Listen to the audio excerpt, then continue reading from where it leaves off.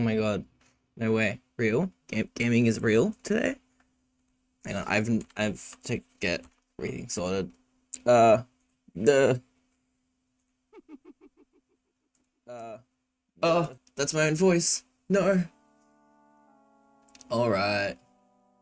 Yo! Hello, howdy.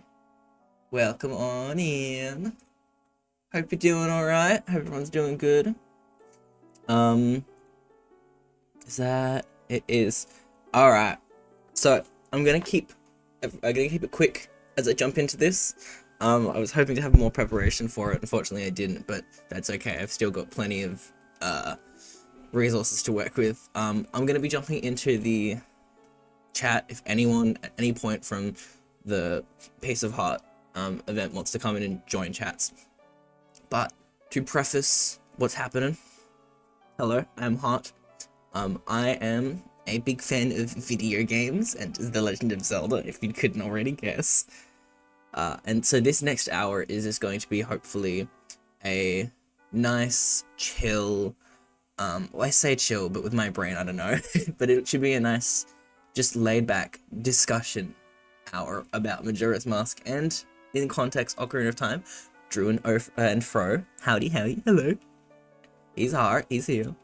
Yeah, it should be a nice, just free, open discussion about the magic of, well, this game and, in context, Ocarina of Time. Just because I really like this game, and I had a good time chatting about it last time, so I figured I'll throw my hat back into the ring, tonight with a, yeah, just like a nice open discussion. So we're gonna start by jumping into the game from the beginning. And I think this intro is really powerful for a lot of reasons, and I want to talk about it in the context as well of, again, Ocarina of Time. So this is how we're going to start. How am I awake? I woke up for this. Done with the battles he once waged across time, he embarked on a journey, a secret and personal journey. A journey in search of a beloved and invaluable friend. Yes, we're playing vanilla right now. A friend with whom he parted ways when he finally fulfilled his heroic destiny and took his place among legends. Now that line in particular I think is really important. I'm currently actually writing out this in an essay that I'm hoping to get out soon for Ocarina of Time. One thing that I really like about this game, that it is completely unafraid and unfiltered at purporting, is that Link's adventure in Hyrule was not exactly a pleasant or, what's the word, chosen journey. He took his place among legends, and in and of itself, that honors itself a kind of sense of strength and pride, but it doesn't depict autonomy in that decision, right? This game is an instance of Link taking himself outside of that place that made him a legend, because he had no say in the construction of that legend, to go and find someone important to him. And I think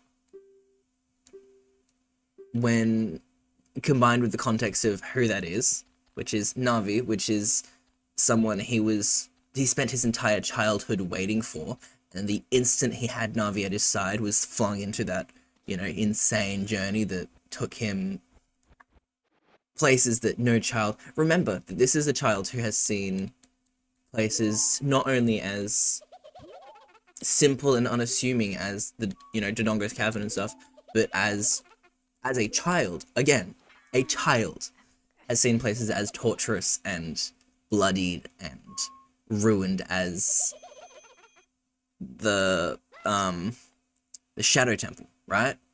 Bottom of the Well. Forced to endure all of the temples. The Forest Temple, which is, mind you, this, like, insane, twisted maze beyond a maze, right? Like, existing at the heart of the Sacred Forest Meadow, which is a maze in and of itself, which exists in the heart of the Lost Woods, a maze notorious for being where people lose themselves. Like, this is the same Link who has endured those journeys for the sake of heroism, for the sake of becoming a hero and legacy. And after being thrown on that, he's finally saying, I miss my friend. I miss a friend that I waited my entire life for, to arrive, who I got only to, you know, endure hardship for. And that's why this journey, I think, Majora's Mask journey is so impactful, because it's so deeply personal and unfiltered. While then also being its own version of twisted and morbid and... I don't know. I think alone, this introduction, imploring that this moment, this instance of Link's life is, again, that personal journey, it makes such a difference in how, you know, we can engage in this experience as compared to like Ocarina of Time, or then subsequent games like Twilight Princess and Wind Waker is an exception. You know, Skyward Sword's also an exception. My point is, this game's journey is incredibly, like, it has a history behind it that exacerbates that sense of personal connection to the journey. Which, I mean, all in all, I think we said last time quite a bit, really contextualizes just how ruined this version of Link is. Like, the Ocarina of Time Link. This game is amazing. I haven't played my yearly playthrough. I haven't played my vanilla yearly playthrough. I've got doing this right now even is making me go, ooh, I miss this game. But yeah, because it's, I could talk about it forever. That's why I had this hour just to gush about it, because I love it. But yeah. And at any point, by the way, anyone in chat is welcome to jump in and add some thoughts on it, positive or negative. This hour is dedicated to discuss what this game is to us as players of Zelda. So yeah, I seriously invite and implore anyone to add contributions to the conversation. Also, if I am sounding different to how I usually do, it's because it is very early and I am tired. Comment out the and describe how much it means to me. Yeah, I mean, for me, do you have a grand unified thesis on the message of this game? I did write a video essay. It's one of my most proud video essays that I've written so far. It could soon actually be usurped, maybe, by the next one that I'm doing, which I'm really excited about. But I did write a video essay about it. Because I have been thinking about this game for a good part of 10 years of my life. Ever since, I would say, so in year 11 in high school, we were invited to to start talking about video games as a text type in high school English, right? And that was the first I'd considered that being an option, realistically. But like I reflected back on some of my favorite games, and I'm like, wow, games like Majora's Mask, I could talk about that in an English context, right? And so I started doing that, and ever since that point, I have not been able to view this game the same way, because there is so much here that you can engage with, that you can unpack. And then, yeah, when I decided that I really wanted to finally get into trying content, one of the first things that I knew I wanted to do an essay on was Majora's Mask. The thesis of that essay is something that I was definitely going to touch on very heavily today as well, just because it's a bank of knowledge that I have to tap into for this discussion. It's a lot of preconsidered things, but I'm also super keen to leave this discussion open to whatever I consider or discover in these moments. And also that discussion is very much within its own confines, and I want to open this discussion to existing with the context of Ocarina of Time as its predecessor. Because, bro, actually as a thesis I wasn't prepared. I love video game. I love video game. But yeah, no, I do really love this game. The main thesis of my essay that I wrote last time was this notion that the world Link within the world of Majora's Mask, Link within the world of Termina, is a Link who defies his own legacy.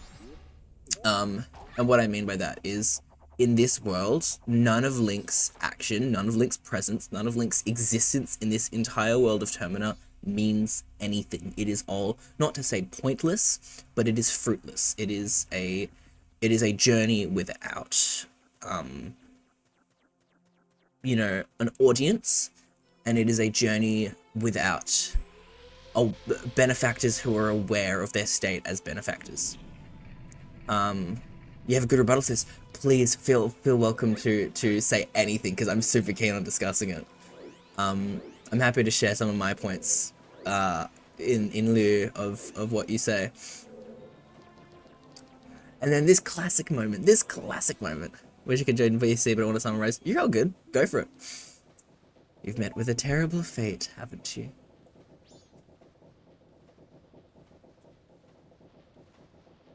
So I'll jump into my point after this cutscene anyway. I own the Happy Mask Shop. I travel far and wide in search for masks. During my travels, a very important mask was stolen from me by an imp in the woods. So here I am, at a loss, and now I've found you. Now don't think me rude, but I've been following you. For I know of a way to return you to your former self. If you can get back the precious item that was stolen from you, I will return you to normal. In exchange, all I ask is that you also get back my precious mask that the imp stole from me. What, is it not a simple task? Why, to someone like you, it should by no means be a difficult task. Also, this game's obsession with reminding Link of who he is also very funny, because it exists in the context of a world that seems to not know anything about him. I think Link enters Termina at an incredible low point, and so much of this world and plot is set up like as a perfect foil, and Link is basically spirited away and comes away with a lesson and a new mindset. The first game, he was flat and affected change in the world. In this game, the world was insane and pulled him back together. It took off the mask. It's honestly such a beautiful way of putting it. Nothing is more chiller than the Skull Kid screech to the moon. Genuinely, every time that screech happened as a kid, I was frozen up, dude. I get you, dude. it's chilling, which is awesome in a Zelda game.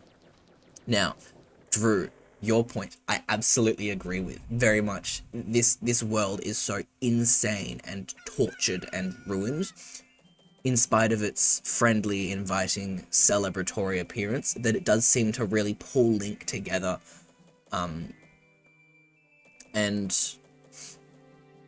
kind of force him to adapt in a way, or to re-find himself.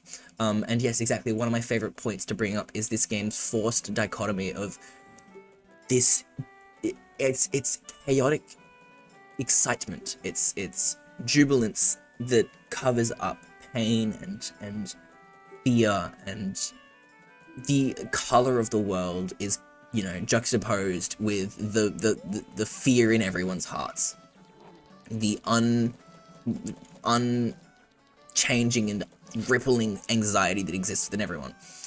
Skull Kid is what Link could have been. I love this notion, the notion of Skull Kid and Link being kind of like narrative counters to each other, narrative juxtapositions. When his friends abandon him, could it be no, the world not acknowledging him? Exactly. Link is a hero. Link is a hero, right? For sure. But Link is a hero in another world.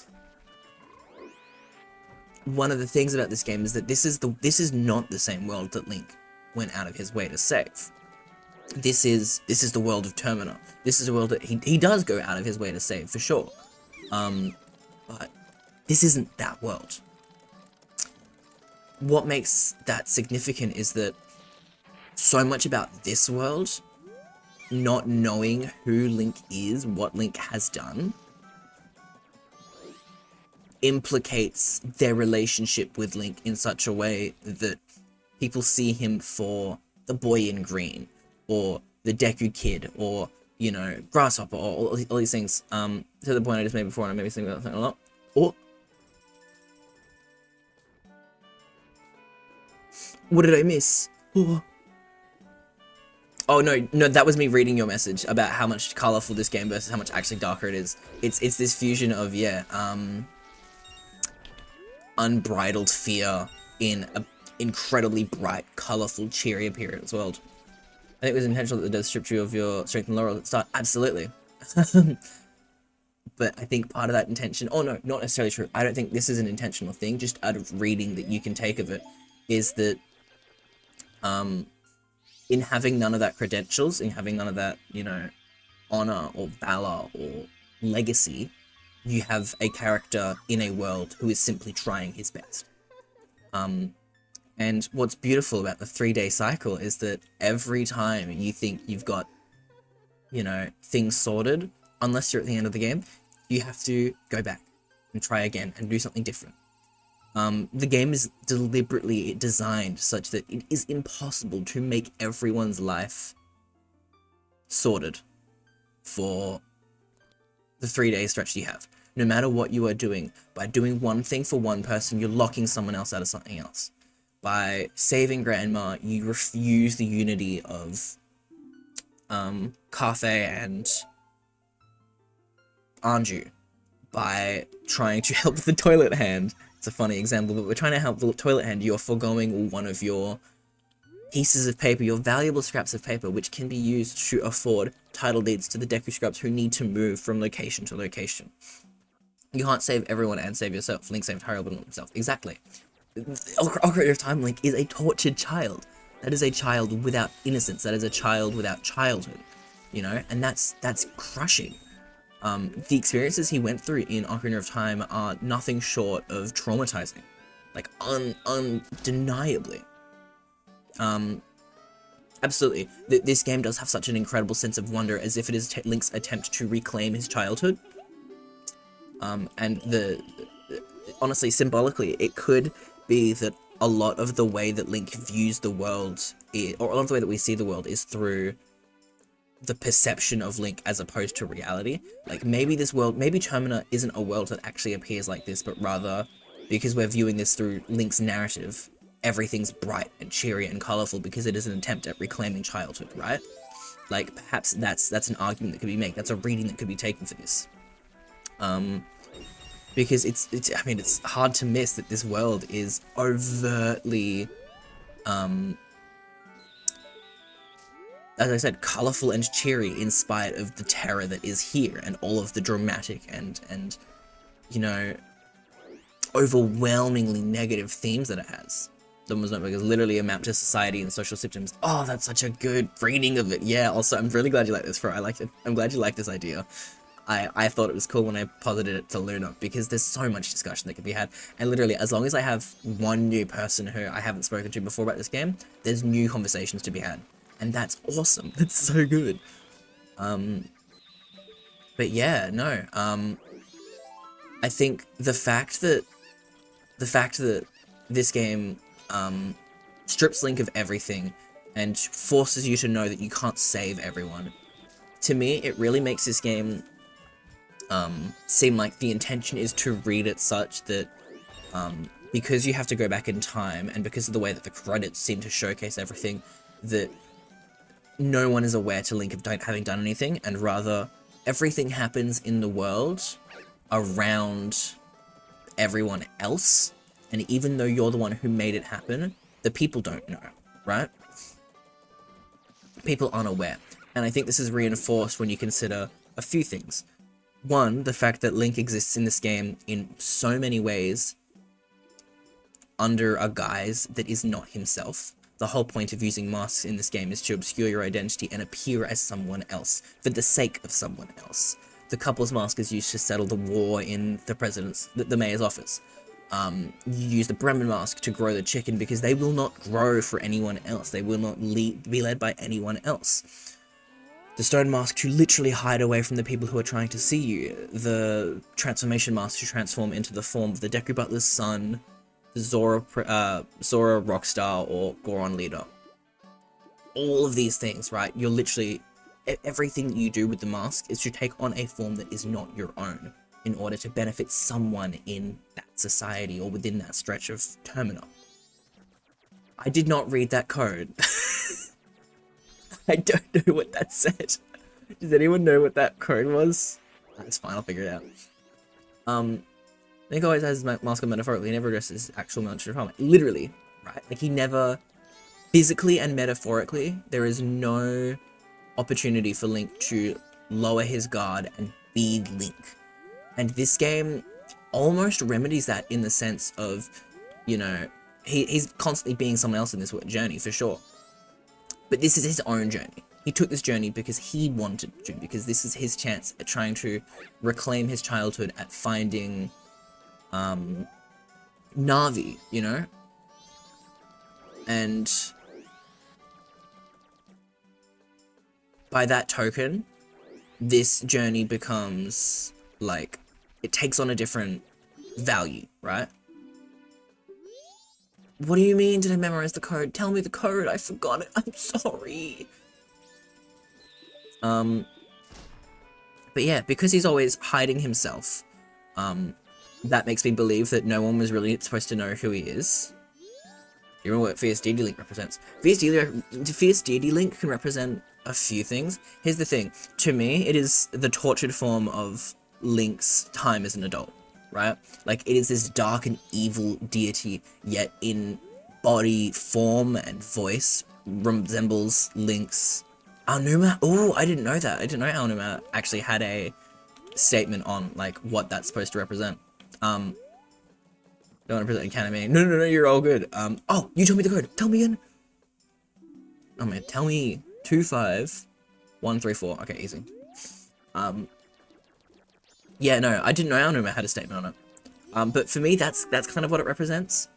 In the sense that it represents the will or happiness of the people in Termina.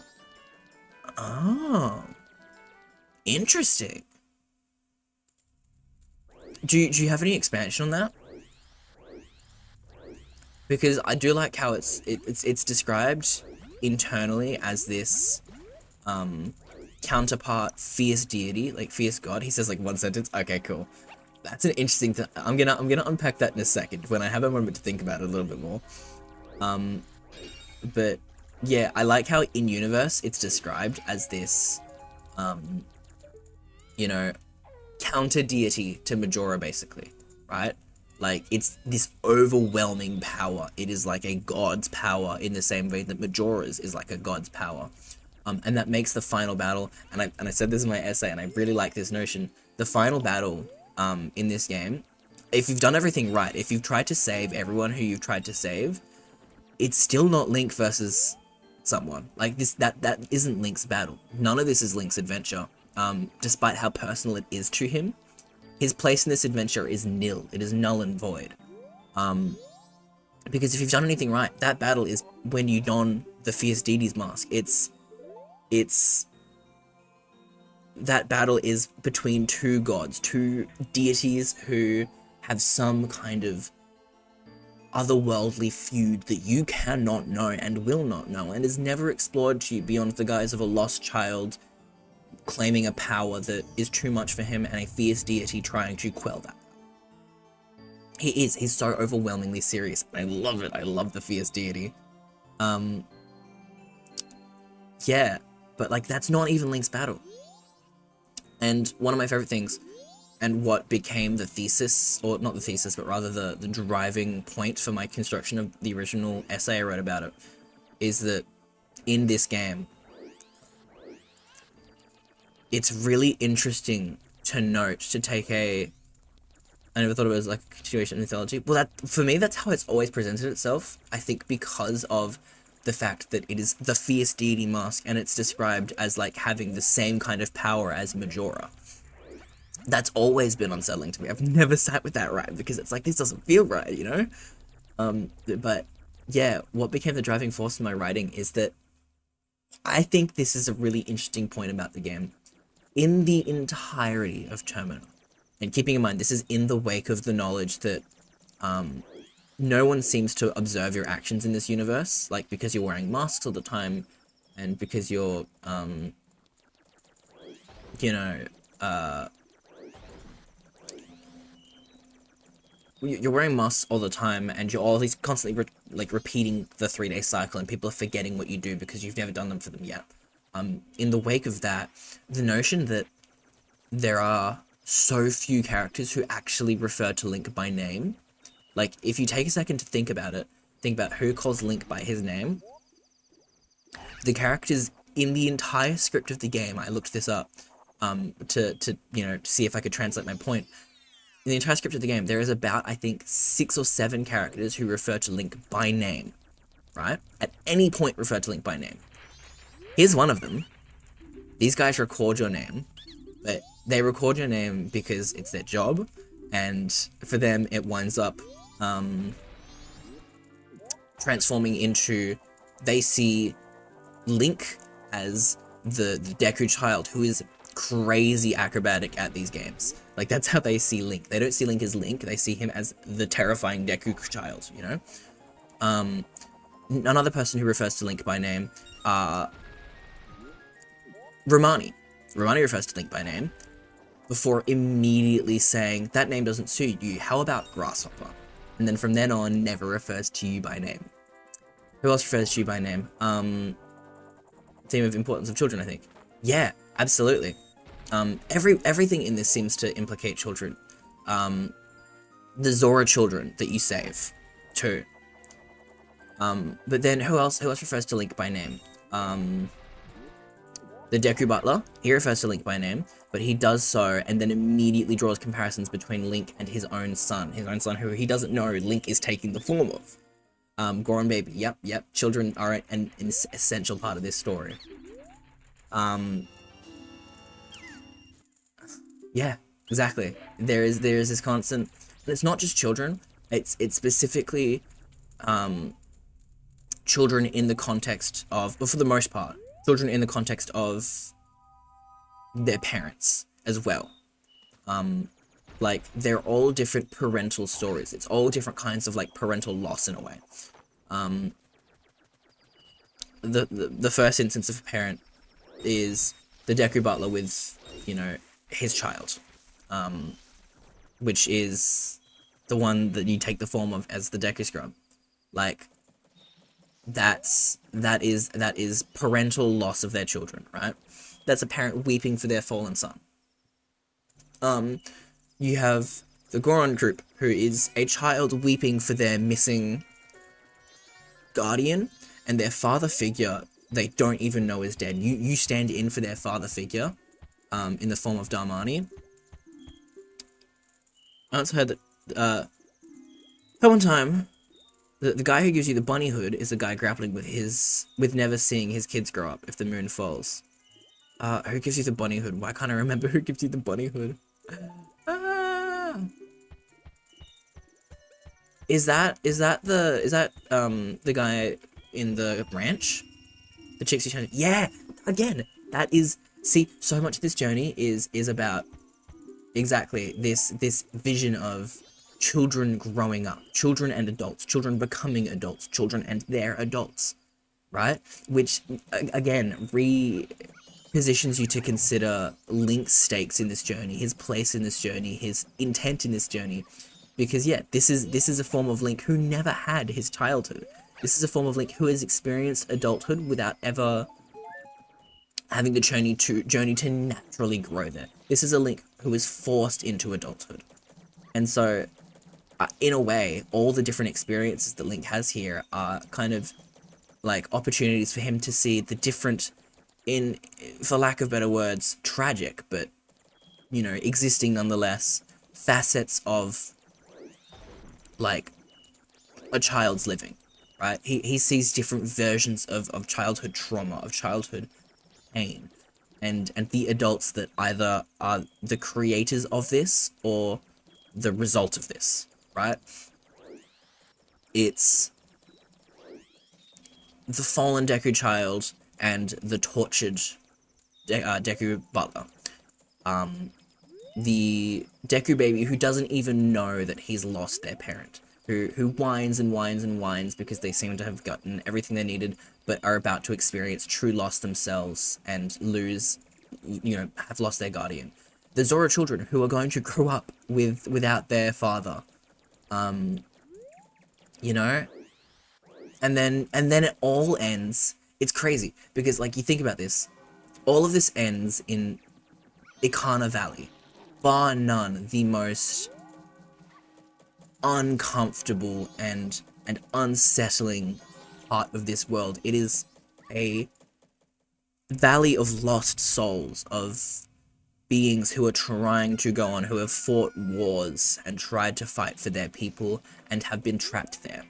It is the valley of sin, where the poet, the composer brother who sold his soul to the devil, plays his tune in and out the entire valley.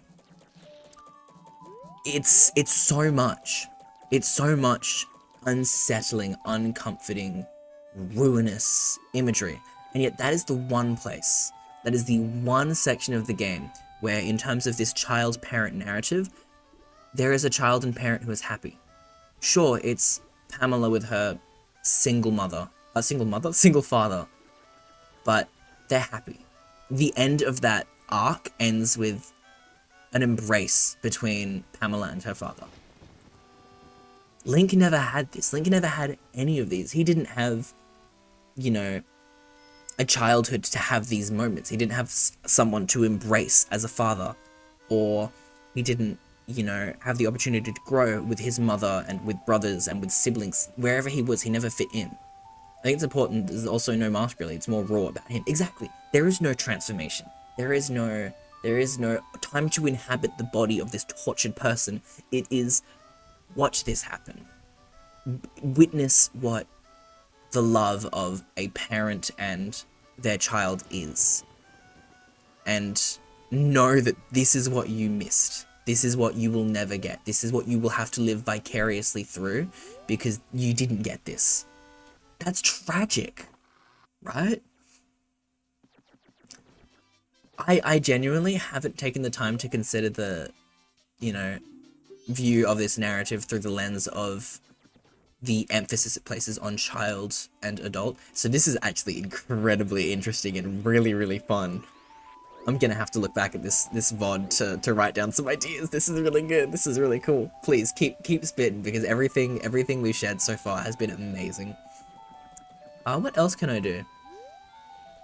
I'm gonna just move around. Hello, Luna. I hope you're doing alright. Welcome in. How's it going? I'm just trying to think of what else I can say. Just woke up. Me too. I'm an EP boy as well. But yeah, yeah. To return to, I've just been listening and sitting. I respect it. Please, again, at any point, anyone is welcome to jump in with their own thoughts. This has been really, really fun so far. One thing I will say that I'm gonna take a second to talk about Ocarina of Time, because it, I think, helps fuel this conversation that we're having, is that I really like the idea that if this is a story of Link's choosing to take, Ocarina of Time is a story that Link never chose to take, right? And I don't think that's a particularly advanced or fresh or unique perspective, but I think it's an important reading nonetheless. Ocarina of Time's journey is characterized by whimsy and wonder in its first act. In the instances where you exist as Child Link, the little time he has of his childhood, of the journey fueled by wonder and amazement and exploration of this world. It is this journey of whimsy and wonder, right? Think about the worlds that you exist in, the characters that you meet. That is where you start to meet your closest allies. It's like it's this really cool abstraction and reassembly of the hero's journey, right? Like the classic hero's journey trope, where it is the story of a hero who is called by something to action, and he goes on this journey, and he undergoes training, and he meets new people, and he goes through hardship, but he comes out learned, wise, and strong. And faces evil. He faces true evil, right? In many ways, you look at that and you think, oh, that's like Link from Ocarina of Time. That makes sense. But it's when you take another perspective to it, or take a deeper look at things, where it's like, things don't feel the same, right? Link's journey isn't characterized by a willingness or privilege to learn. It is being forced to. The child arc, that journey of wonder, ends with Link being told, draw this sword, waste 7 years of your life, be blamed for not being around for 7 years because no one knows where you are, be blamed for the falling of Hyrule, and then fix everything. Grow up physically, grow up emotionally, face some of the most torturous, ruinous, traumatizing things that a child can imagine. Torture chambers, lost palaces, twisted hallways, and horror corridors filled with ghosts and lost souls. You know, dungeons and prisons for friends of you and, you know, the people of your friend to rot away in waiting to be eaten. You know, face your shadow self, the antithesis to you. All these things, deal with that as a child forced to grow up, and you do not have a say. This is your legacy. You are, you know, the arbiter of courage. You have to do this. As an emblem of courage, as an emblem of the Triforce of Courage, this journey makes sense. But as a child, as an individual, as someone who is just him, who is just Link, that journey is a cruel and unwilling one. He never had a say in that journey, which is why this personal journey is way more, you know, tragic in many ways. This journey is a chance for Link to have experienced life himself, and nothing still goes right. Everything still becomes tragic and torturous and dramatic, and most of what he witnesses is either the suffering and loss of others. I watched this guy disappear and leave his underpants in about 5 seconds. That was crazy. But yeah, right? Like, this is a story in the wake of tragedy that is an exploration of tragedy. And the only good things he witnesses are parts of the world, parts of life, parts of living that he now has to face that he will never have himself. Even Anju and Kafei's story, right? If you choose to take Ocarina of Time Link's narrative as a, you know, romance story between Link and Zelda, if that's a lens you choose to take, which I don't think is unfounded, then what you end up with is this version of Link who has to leave that world to leave his, you know, someone that he appreciates. And even then, in that context, if you choose to view it as a romance story between Link and Zelda, you are left with the knowledge that Link had to abandon all that to try and be a child again, which is then this journey where he doesn't get to be a child. He gets to try and see what it means to be a child, but he doesn't get to experience that.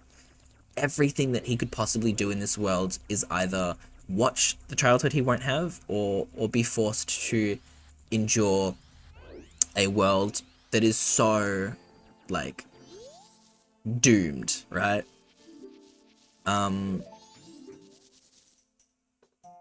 Yeah. This journey being that personal, deep, active decision, in contrast to the decentralized Melon Link all the way. Let's go. I mean, it's also interesting to think that, like,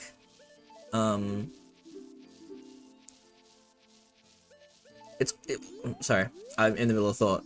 Let me dance again. I wanna get to the next scene. But it's also interesting to think that Ocarina of Time Link, like, man pulled, right? Like, people were attracted to him, right?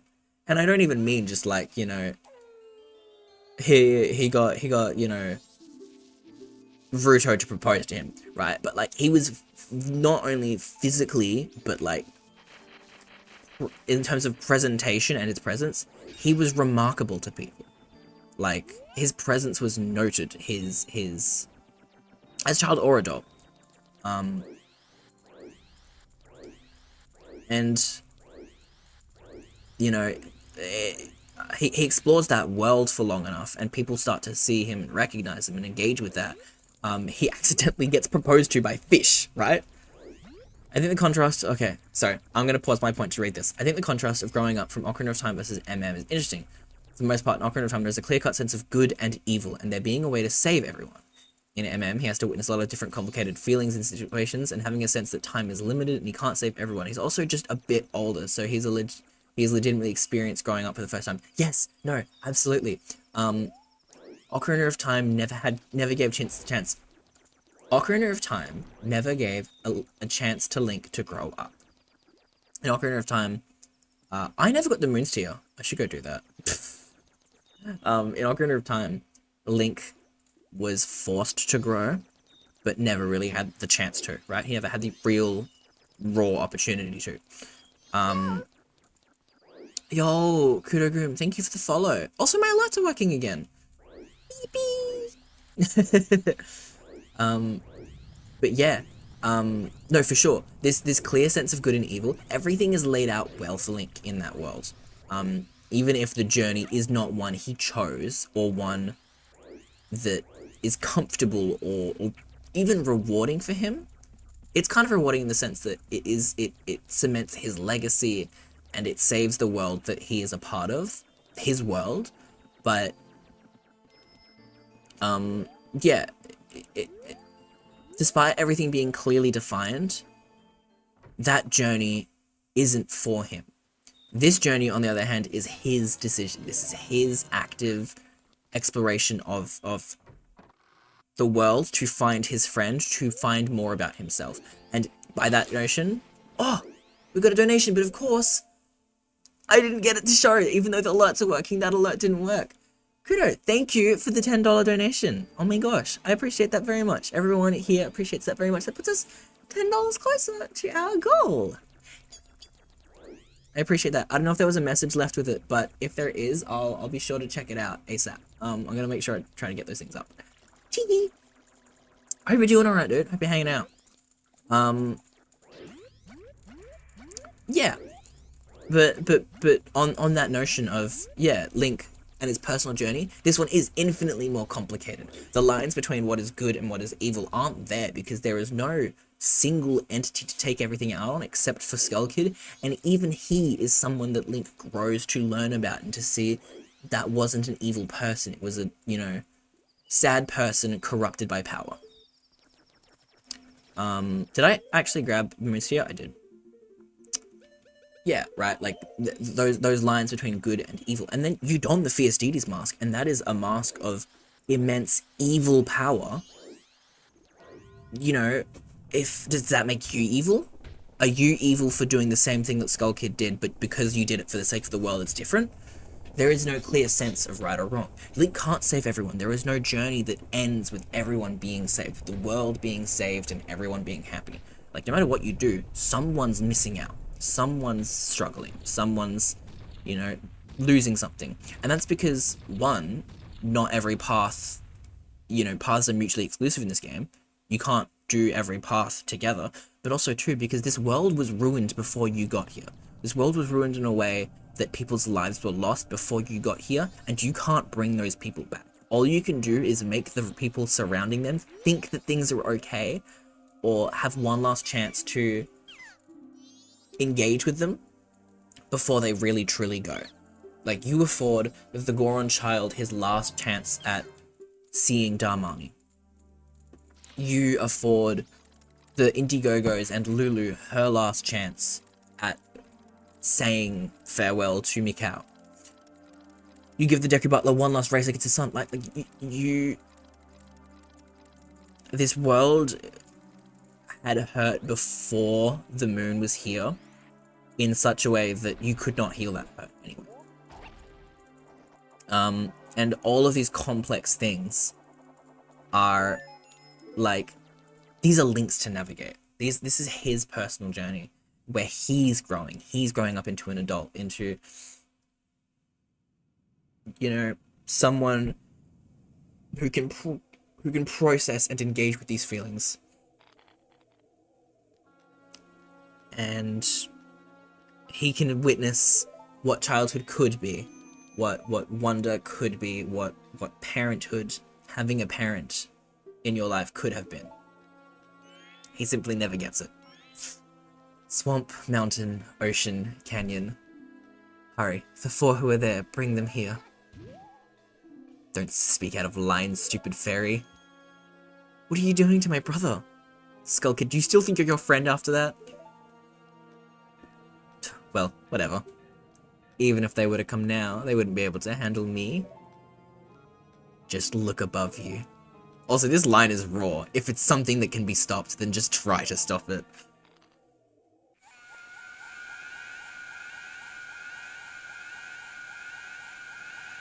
An interesting thing about this scene that I reflect upon every now and then is that, fun fact, pretty sure that the reason that that audio plays the way it does is actually unintentional. As far as I'm aware, that audio file, that Majora screaming, is supposed to be tied to Majora. Like, it's supposed to be tied to Skull Kid. As in, the audio that's playing should be audible as if it was coming from Skull Kid, so when the camera moves out, you should be hearing it from a distance, as if it was playing from Skull Kid.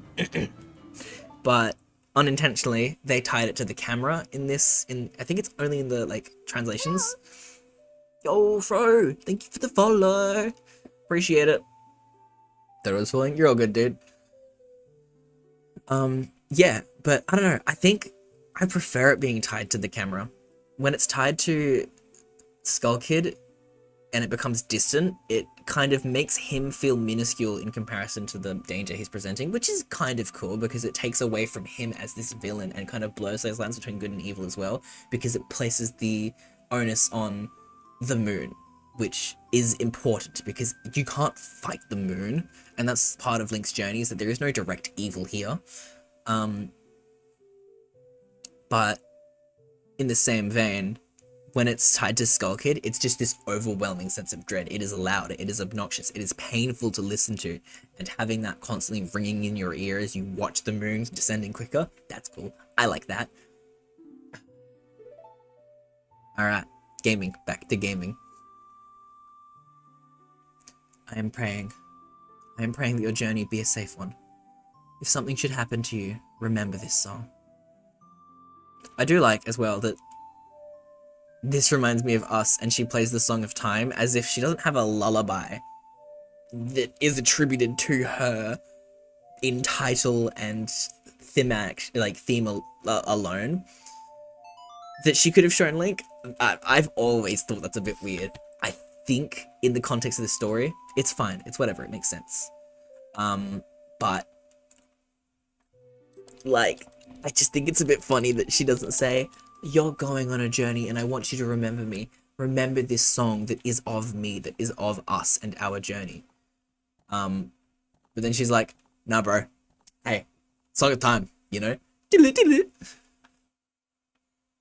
I just think it's so funny. I don't know.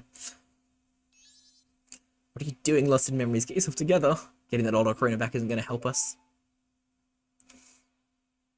Goddess of Time, help us, please. We need more time.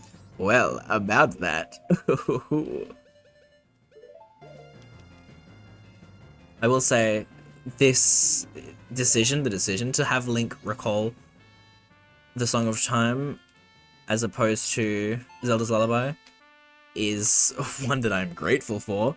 It's the whole origin and center point around the themes of time.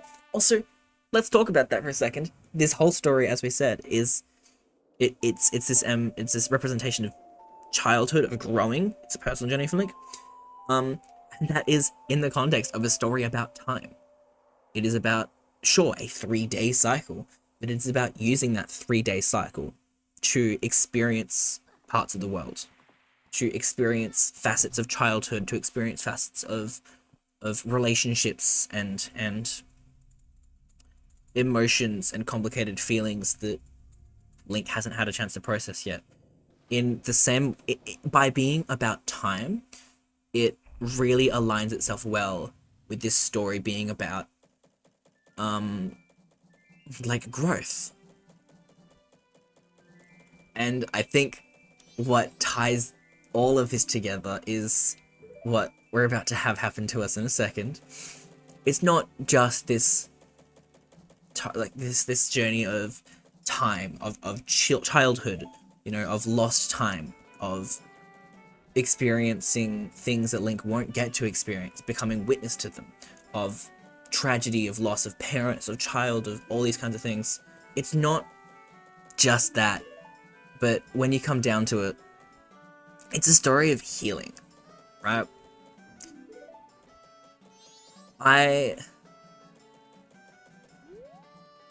One of the most powerful things about this game, I think, is the Song of Healing, right? This is a personal journey for Link. This is about him experiencing the world and emotions he's never had a chance, never had the time, never been afforded the time to feel. Here he has as much time as he needs. He is in control of time. He can go back and feel things again and again and again until he understands it. He can go back and explore other feelings until he's satisfied with the childhood he's been afforded, even if it's in a tragic world where no one else is able to experience the joy until he brings it to them. This is a journey for Link to heal. The fact that this game's main song is about healing, the Song of Healing, it's not only a song that Link uses to heal the loss of others, the pain, the grief, the suffering of others, but in so many ways it feels like this opportunity for Link to heal himself. It is the key tenet of his journey, is healing. So it makes sense that he would in some capacity feel healed himself. The Song of Healing too being this reversal of Saria's song. A song emblematic of his childhood, because it is of someone that he was always fond of someone who was a perpetual part of his childhood. A song that is emblematic of the childlike innocence of the Kokiri people, of being a kid. It's the reverse notes. It's the exact same song played in reverse. The Song of Healing is that. It's the fact that the Song of Healing is an abstraction, a reversal, a manipulation of Saria's song, of a song so emblematic of innocence, speaks volumes to the impact of this journey on Link. This is a journey about him healing. It is about him trying to see what innocence could be, what he lost in his journey through Hyrule, what he lost by being forced into a position of courage and of legacy and of heroism. I think the power held in those three notes, played forwards and backwards, is just unreal, you know? I've not stopped thinking about that since I learnt it, and I think every other time I hear it, every other time I think about it, it takes on a renewed, like, strength to me. I don't know, I wish I could vocalize even more why I love it, but I hope that that was a chance to, or that was some understanding of why that song and why its place, you know, in this game, in the context of Ocarina of Time's journey, is so sick to me. It is. I'm going to show you in a second, just so you can see what I mean. But yeah. Now we are coming to the end of our hour here. So I'm going to take this chance to say, I hope that even though this has been very different from a lot of stuff that's been in the event so far, I hope this has been fun. I hope this has been good. I've had a pleasure, it's been a pleasure to do this. It has been, I've just rewatched your vid. It's been a pleasure to do this. It's been an honor to do this. It has been so fun engaging, even if just for a short time, on these so many perspectives and readings and understandings of this game and its journey, and what it means to us, and what it means to Link, and what it means to the people within it. Pleasure to hear insights. I appreciate that, Boyardi. I really do. And so I'm very, very grateful for this opportunity, and I do hope that people enjoyed that chance. This is what I'm passionate about video games as these narratives, as these stories, as these journeys that can mean something.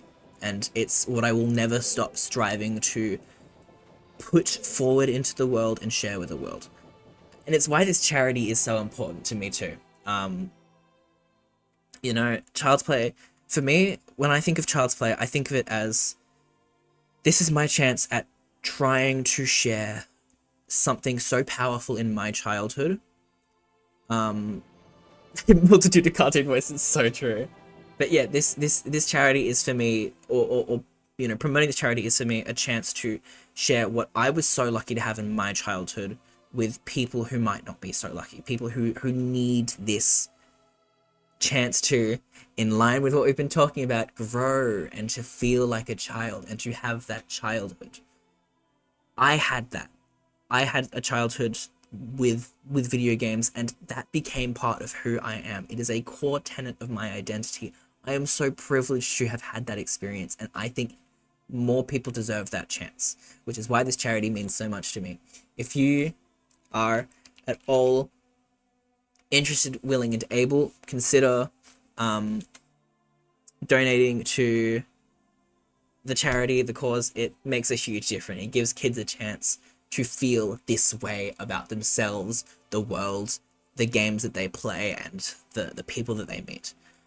But yeah, I'm going to show you what I mean by Saria song, because for those who hadn't heard, so this is a song of healing. Wait. That's the Song of Healing, and then if you play it in reverse,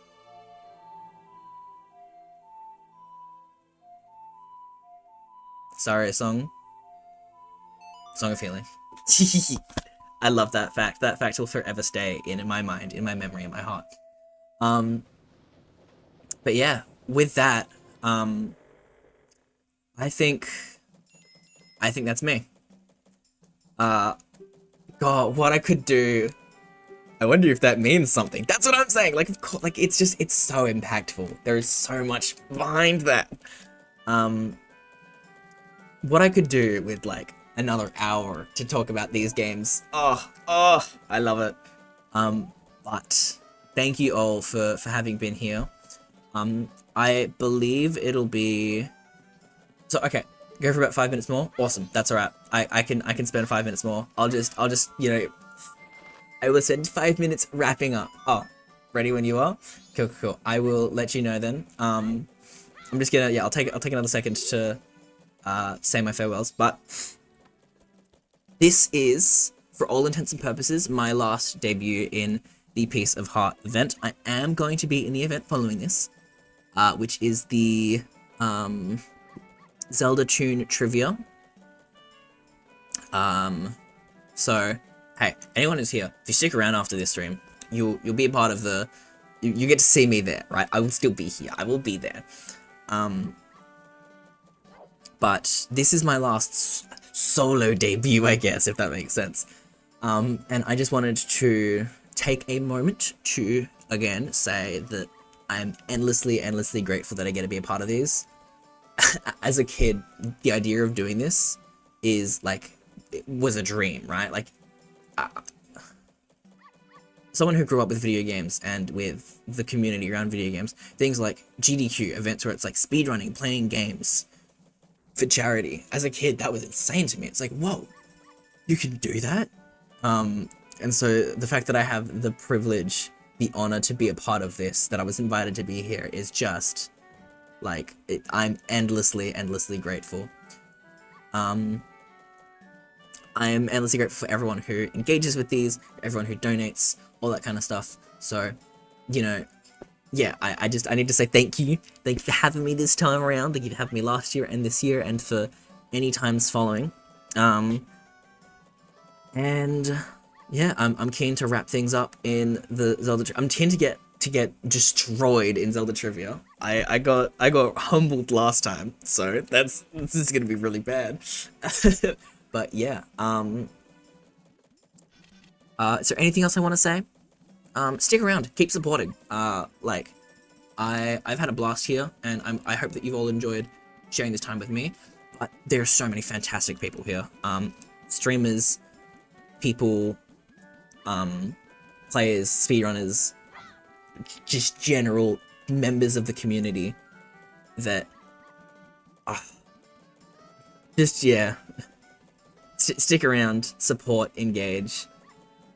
There's so much wonder and fun still yet to come in these last days of the event. But yeah, I'm ready now to pass things on. So I'm ready to hit stop streaming. So I'll see you all very, very shortly as I jump into the next event. Thank you all so much, and I'll see you in a second. But yeah, ciao.